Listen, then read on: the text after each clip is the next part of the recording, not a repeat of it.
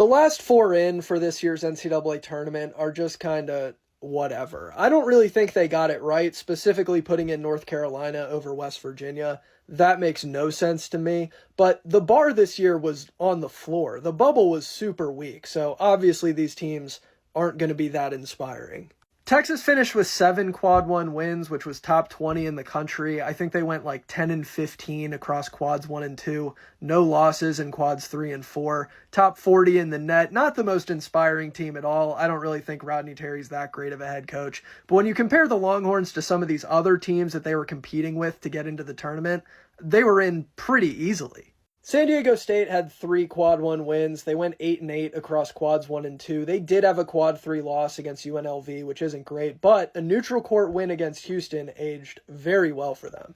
Xavier and North Carolina are where I get a little confused. Xavier had just 1 quad 1 win. They went 9-11 across quads 1 and 2. Now you compare that to a team like Indiana. The Hoosiers went 9-13 across quads 1 and 2, but had 4 quad 1 wins and no losses outside of quad 1. Now, Xavier did have better predictive metrics. The analytics like them as a team a little bit more than Indiana. I understand if that's where the committee decided to draw the line, because that is part of the resume.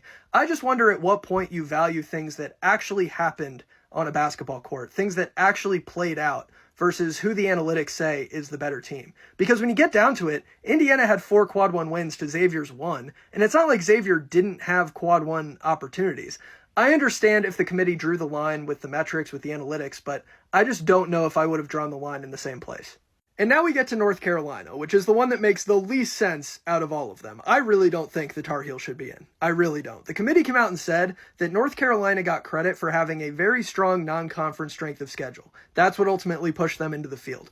That's great, but at some point, you have to actually win the games. North Carolina went 1-12 in quad 1 games. They also have a quad 3 loss, and yet they got credit for just showing up and playing teams better than them. How does that make any sense? West Virginia had 6 quad 1 wins. North Carolina has 1 win over a team that's in the tournament. They beat UCLA. That's it. That's all they have to show for their season.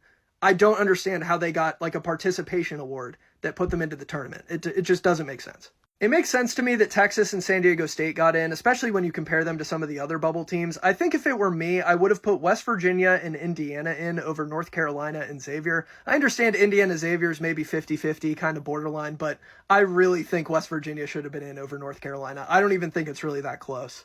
Let me know your thoughts on the last 4 in and the first 4 out. If you're excited for March Madness, it's here. We have a bracket. Make sure to hit that follow button.